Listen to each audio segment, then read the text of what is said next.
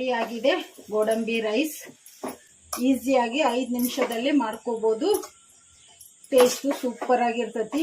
ಗೋಡಂಬಿ ರೈಸಿಗೆ ಬೇಕಾಗಿರುವ ಪದಾರ್ಥಗಳು: ಒಂದು 10 ಗೋಡಂಬಿ ತೊಗೊಂಡಿನಿ, ಒಂದೆರಡು ಯಾಲಕ್ಕಿ ತೊಗೊಂಡಿನಿ, ಒಂದು ಸ್ವಲ್ಪ ಚಕ್ಕೆ, ಒಂದು 5 ಲವಂಗ, ಒಂದು 5 ಹಸಿಮೆಣಸಿನ್ಕಾಯಿ, ಒಂದು ಸ್ವಲ್ಪ ಕೊತ್ತಂಬರಿ, ಒಂದು ಸ್ವಲ್ಪ ಪುದೀನಕ್ಕಿಂತ ಕೊತ್ತಂಬರಿ ಜಾಸ್ತಿ ಇರಬೇಕು, ಪುದೀನ ಸ್ವಲ್ಪ ಇರಬೇಕು ಫ್ಲೇವರಿಗಷ್ಟೇ. ಒಂದು ಪಾವಷ್ಟು ರೈಸ್ ಮಾಡಿಟ್ಟಿನಿ. ಈ ಥರ ಉದುರಾಗಿ ಮಾಡ್ಕೋಬೇಕು ರೈಸನ್ನು.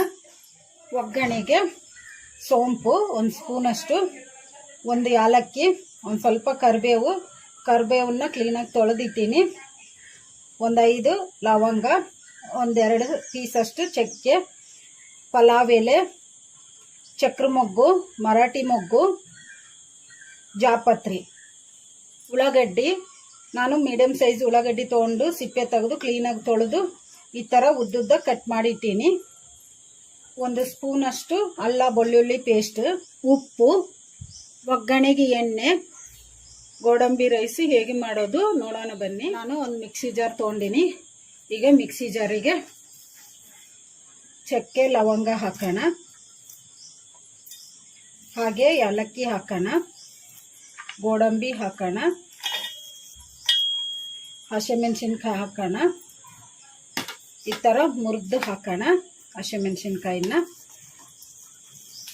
ನಿಮಗೆ ಖಾರ ಜಾಸ್ತಿ ಬೇಕಂದ್ರೆ ಇನ್ನು ಸ್ವಲ್ಪ ಹಾಕ್ಕೋಬೋದು ಹಸಿಮೆಣಸಿನ್ಕಾಯಿ. ಪುದೀನ ಹಾಕೋಣ, ಕೊತ್ತಂಬರಿ ಹಾಕೋಣ,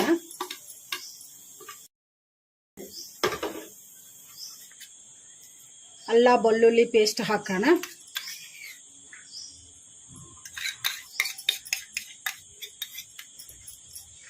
ಒಂದು ಸ್ವಲ್ಪ ನೀರು ಹಾಕಿ ಮಿಕ್ಸಿ ಮಾಡ್ಕೊಂಬಿಡೋಣ.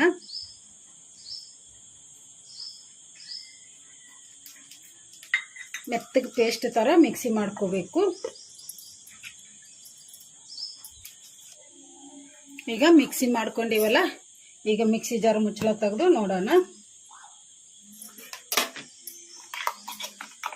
ಈ ಥರ ಮೆತ್ತಗ ಪೇಸ್ಟ್ ಥರ ಮಾಡ್ಕೋಬೇಕು.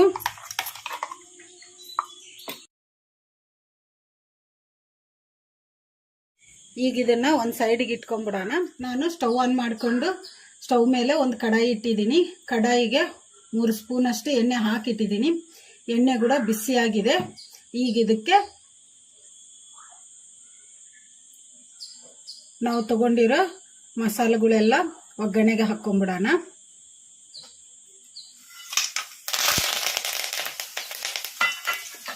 ಕಲಿಸ್ಕೊಂಡ್ಬಿಡೋಣ. ಮಸಾಲೆಗಳೆಲ್ಲ ಫ್ರೈ ಆಗಿದಾವಲ್ಲ, ಈಗ ಇದಕ್ಕೆ ಉಳ್ಳಾಗಡ್ಡಿ ಹಾಕೋಣ. ಕಲಿಸ್ಕೊಂಡ್ಬಿಡೋಣ. ಉಳ್ಳಾಗಡ್ಡಿ ಲೈಟ್ ಗೋಲ್ಡನ್ ಬ್ರೌನ್ ಕಲರ್ ಬರೋವರೆಗೂ ಫ್ರೈ ಮಾಡ್ಕೊಂಡ್ಬಿಡೋಣ. ಈ ಥರ ಕಲಿಸ್ಕೊಂತ ಫ್ಲೇಮು ಮೀಡಿಯಂ ಫ್ಲೇಮಲ್ಲಿಟ್ಟು ಫ್ರೈ ಮಾಡ್ಕೋಬೇಕು. ಉಳ್ಳಾಗಡ್ಡಿ ಫ್ರೈ ಆಗಿದಾವಲ್ಲ, ಲೈಟ್ ಬ್ರೌನ್ ಕಲರ್ ಬಂದಿದ್ದಾವೆ. ಈಗ ಇದಕ್ಕೆ ನಾವು ಮಿಕ್ಸಿ ಮಾಡಿಟ್ಟಿದ್ವಲ್ಲ ಮಸಾಲ, ಗೋಡಂಬಿ ಮಸಾಲ, ಈಗ ಇದನ್ನ ಒಗ್ಗರಣೆಗೆ ಹಾಕ್ಕೊಂಡ್ಬಿಡೋಣ.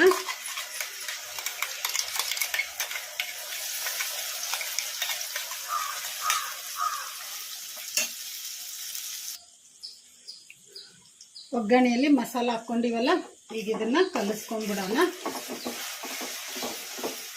ಚೆನ್ನಾಗಿ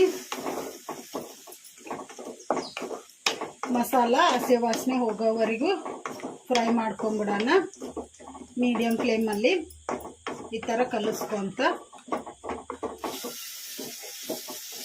ಈಗ ಮಸಾಲೆ ಹಸಿ ವಾಸನೆ ಹೋಗಿದೆ. ಈಗ ಇದಕ್ಕೆ ಒಂದು ಸ್ವಲ್ಪ ಕಟ್ ಮಾಡಿಟ್ಟಿರೋ ಪುದೀನ ಹಾಕೋಣ. ಒಂದು ಸ್ವಲ್ಪ ಕಟ್ ಮಾಡಿಟ್ಟಿರೋ ಕೊತ್ತಂಬರಿ ಹಾಕೋಣ. ಕಲಿಸ್ಕೊಂಡ್ಬಿಡೋಣ. ಕಲಿಸ್ಕೊಂಡ್ಬಿಟ್ಟಿವಲ್ಲ, ಈಗ ಇದಕ್ಕೆ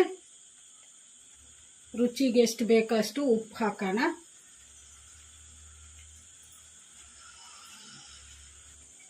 ಕಲಿಸ್ಕೊಂಡ್ಬಿಡೋಣ.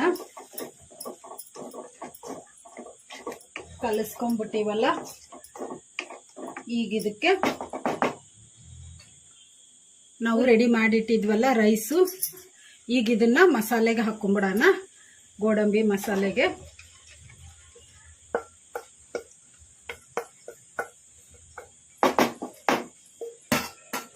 ಕಲಿಸ್ಕೊಂಡ್ಬಿಡೋಣ.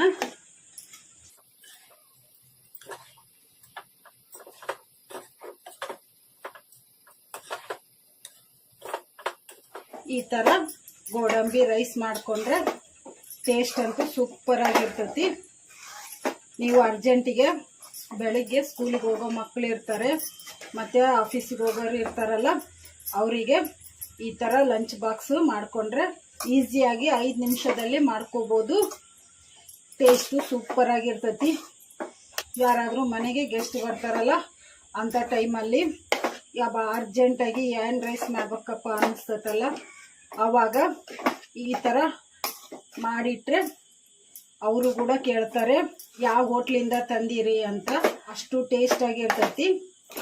ನೀವು ಟ್ರೈ ಮಾಡಿ. ಚೆನ್ನಾಗಿ ಕಲಿಸ್ಕೊಂಡಿವಲ್ಲ, ರೆಡಿಯಾಗಿದೆ ಗೋಡಂಬಿ ರೈಸ್. ಸ್ಟವ್ ಆಫ್ ಮಾಡಿಕೊಂಡು ಸರ್ವ್ ಮಾಡ್ಕೊಂಬಿಡೋಣ.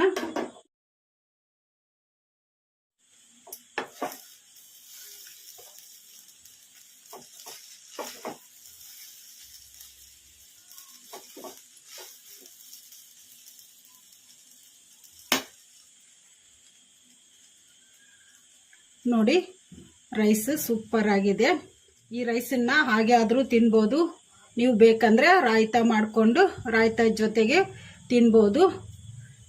ಟೇಸ್ಟ್ ಮಾತ್ರ ಸೂಪರ್ ಆಗಿರುತ್ತೆ. ಹೋಟೆಲಿನ ಟೇಸ್ಟ್ ಬರ್ತೈತಿ. ನೀವು ಟ್ರೈ ಮಾಡಿ. ಮಕ್ಕಳು ಮನೆಯಲ್ಲಿ ಎಲ್ಲರೂ ಇಷ್ಟಪಡ್ತಾರೆ.